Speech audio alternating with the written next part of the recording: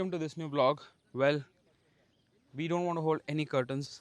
We are driving the 2026 Hilux, and in this vlog, you'll probably see a bit of driving on the road, on the trails. Now, just look at this location that we have come to. Well, all thanks to the Hilux. Just look at the articulation there, the axle, and the front. Now, before we even start driving, we have to tell you what's new on the 2026 Hilux. So let's start from the front. And is it really an entirely new Hilux? Well, let's put that short. It's not new. Well, there are a lot of cosmetic updates. Apart from that, the major change has to be in the interior. So let's start from the front and then let's move on the inside and unleash all of it on this amazing trails here in Rajasthan. First up, the most evident one, I mean, anyone can tell, just look at the sharp new front design. Sleek headlamp units, this grille is now body color, has a bit of honeycomb structure there.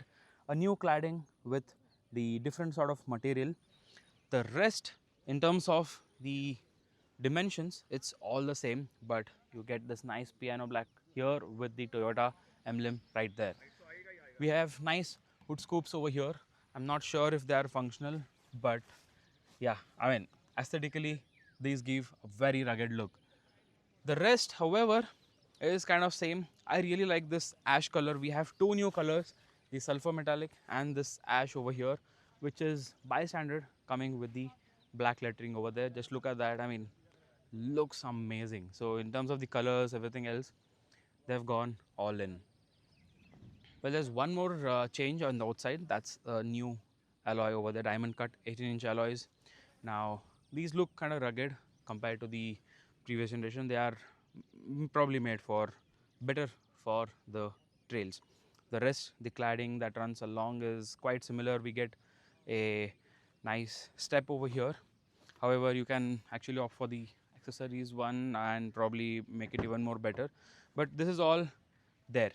So yeah, let's hop on the inside and let me show you the changes there because that's the major one. Now on the inside, well, just look at this cabin.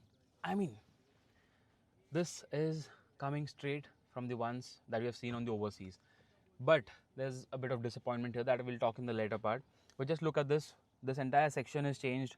Nice gear lever, a shorter one. We get the terrain mode selector over here and the 4x4 selector over here with the traction control, the downhill assist and the diff lock button over here. One thing that you notice, auto AC is gone. So manual controls for the AC, and that's how it is. 12.3-inch infotainment system that now supports wireless Android Auto and Apple CarPlay with a new instrument over here that I can show you in the later part. But yeah, I mean, the same information is just displayed in a better unit. Apart from that, we now get the interiors. Basically, this has to be the leather is gone now. Now we just get the fabric upholstery over here. Soft touch elements, storage over here. Yeah, that's good. We have some storage over here, one here. There are a lot of cup holders again. There is one cup holder here, and let me actually climb and show you the next one. This is another storage. This is the glove box, and that's the cup holder. Nice. I think I really like the cup holders in this. So that's pretty much about it. On the inside, the rear, the dimensions, everything else is similar. The elements, however, have made it better. But does it imply better NVH levels, better, I mean, overall smooth experience on the inside? And we will have to find that out when we start driving. So yes, the rest, there's one more change on the back side, which I will show, and then let's continue driving. At the back, we still get the staggering Toyota badging right here, Hilux with the handle. Just look at these sharp tail lamps. I'm really a big fan of them. All LED daytime running lamps. Wow. With that, what you get is this quick access step. Just keep your foot on this and you have entered the loading bay. The capacity, we'll post that all in the description. Check that out. It's all unchanged, however. But yeah, this is kind of easy. You would have to, I mean, actually hassle her with the this lid over here. But now you just get a step in, step out. Has to be very simple.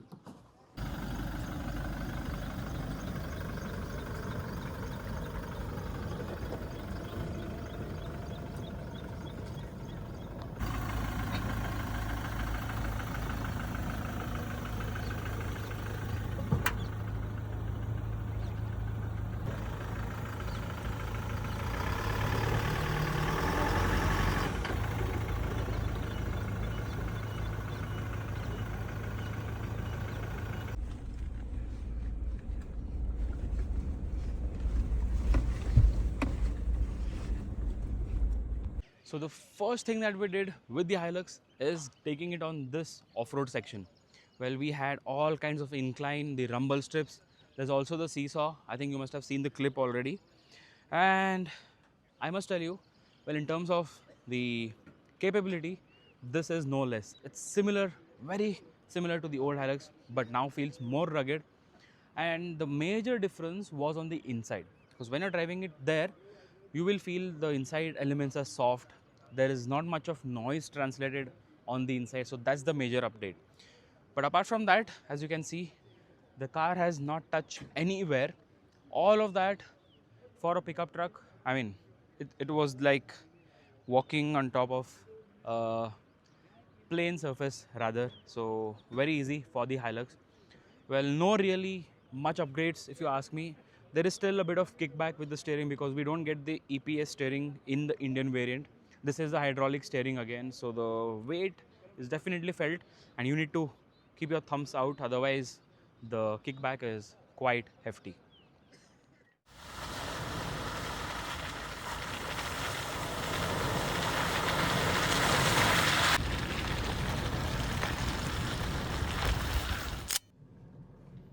So now we are behind the wheels of the 2026 Hilux. We have a bit of soft trails over here, which we shall get out, and we have a short tarmac section where we can actually drive the car. So initial impressions, well, it still has that rugged feel. The steering weighs up. This is mainly due to the Toyota retaining the hydraulic steering for this 9th generation Hilux now. Although with the electric powered steering, it actually helps ease the movement, everything. I mean, you could actually do it with a finger as well, but here it does require a bit of efforts. The quick observation should be this center console. Now there are no levers for the 4-high or buttons. It's very easy, this selector for your 4x4 engage or disengage also. And this is the mode selector. Now that's again very convenient. So we have 3 modes on offer. Now let this be in normal, and we also get the terrain mode selector over here. Are you in convoy, please? Yes, in convoy, behind car number 11. So that's how. Copy. Thank you. Yeah, that's how convoy rolls. We have around 3 to 4 cars here, and we've come on this trail.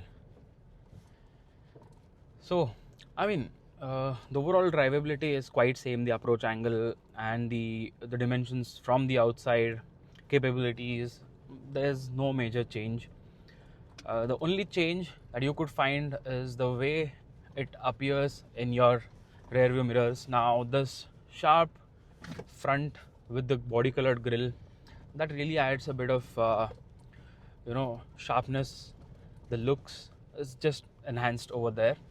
But apart from that, on the inside, now the way the elements have been put together, that helps in reducing the image is what we know of. But again, we'll have to wait for our comprehensive review where we drive it or probably tour with it, and then we'll know more about it. But fairly new car, and inside there's zero rattling or zero noise that's translated from the elements here. So that's again a nice touch. So when you're here, the view that you will like is the sculpted hood over there with the sort of treatment on top. Now this actually is sharper and feels like a modern day SUV altogether when you look at it. Yeah, the view also is quite good. The glass area is nice. However, you should actually mind this is a long car, as you know. And we observed one more thing on hot days like that. Now we used to get the option for the leatherette on the seats upholstery, but here we just get the fabric ones. So hot days, I think you should really consider adding a layer on top, because this is not that apt. Now powering this is the same 2.8 liter turbo diesel engine. It's called the GD series, and here Now, Toyota have sold around 28 million Hiluxes, but for that matter, this has to be one of the best engine. In fact, we have seen this power the Toyota Fortuner, the Innova Krista, and now on the Hilux. The engine, that is a sweet point for the Hilux because this has got some real good low end juice. Even if you want to send it on the trails, well, you can probably engage that and just floor it. The car gives you a very nice thrust whenever you want it. The power figures are same: 204 horsepower, 204 PS, and then you get 500 Nm of torque combined with just the automatic transmission for 2026. This is a 6-speed automatic transmission. You also get a sport mode for your transmission right there. So we have got a short empty patch over here. So what we're going to do quickly is, this is in sports mode, and let me just show you how the initial torque is with a bit of a launch. So yeah. Tracking shot लेना है. So the initial pull is there just like the older one, and the juice, in fact the tires would actually spin if you hold your throttle for long, and even quick overtakes post 80 isn't a problem with this engine. So yeah, that's an observation. So yeah, in terms of other maneuverability, it's almost the same. Not very quick in terms of the lane changes, not very quick in terms of the directional changes as well, but this has a bit of the macho feeling of driving a Hilux, and that's still there. So there's no thing that has been suppressed, there's no softening of the drive experience, that is there.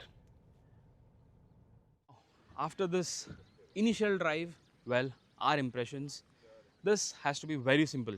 We didn't get much time with the car over here. We drove it on the highways on a bit of tarmac around 20 kilometers and a trail of around 10 to 15 kilometers.